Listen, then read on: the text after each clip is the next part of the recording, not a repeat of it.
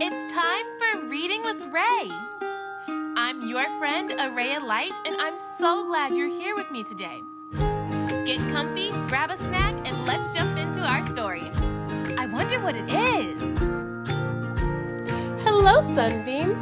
Welcome to Reading with Ray. My name is A Ray of Light, and today's story is While You Were Napping, written by Jenny Offill. Now, before we get started, make sure you like this video and you're subscribed to the channel so you're notified when it's time for our next story. Maybe you were right to scream like you did when Mom picked you up and took you to your bed. Just a little nap, she said. You won't miss a thing, I promise. And I guess you didn't. Unless you count that giant party that started after she went out. Nobody else had to take a nap that day, and we were all playing outside when a plane appeared and wrote in sky letters, "Coming soon, big fun, stay awake." The construction workers were the first to come.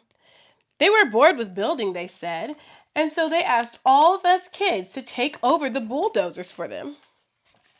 Too bad you were fast asleep, because you would have liked it, I bet. Soon we were all ripping up our yards and hurling dirty dirt balls at our friends. By the time we were done bulldozing, there was no grass left, only holes.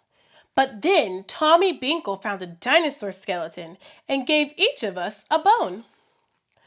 When the robots came, they brought cotton candy, your favorite kind, the blue. And we all ate as many French fry sandwiches as we wanted. And no one made us say the magic word or asked us to stop drinking the ketchup. After lunch, it was time for the fireworks.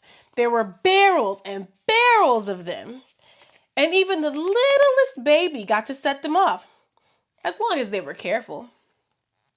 I'm pretty sure you would have loved it, especially when the baby's rockets made Dad's lawn chair go up in flames and the firemen raced down our street with their sirens blaring.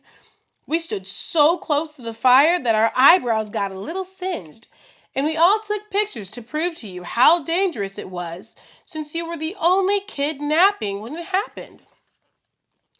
I guess the pirates must have seen the flames shooting up, or maybe they heard the sirens, but they came over right after the firemen left with their bandanas and eye patches. I thought maybe I should wake you up to see them, but Mom always says never wake a sleeping kid, so I just went along with the pirates when they marched us over to Lilla Van Woesten's pool.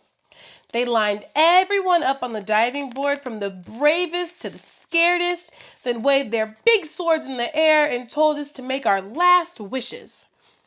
But then we decided not to walk the plank after all because we didn't have our bathing suits on. And the pirates were really nice about it and gave us all peg legs as party favors. Just then, the astronauts arrived in their rocket ships to take everyone to the moon and to answer questions about zero gravity and how they pee without taking off their suits. It was late by the time we got back from outer space and shook the moon dust out of our boots. And we were all a little grumpy, thinking the fun might have to end. So we raced around the yard in our underpants screaming, "Blast off!" and "Prepare to die, my friend!" But luckily, we didn't wake you up. Luckily, you slept right through it. Thank you so much for reading with me today, friends. I hope you enjoyed our story just as much as I did. Now remember to smile bright, shine on, and leave a little ray of light wherever you go. I'll see you next time. Bye.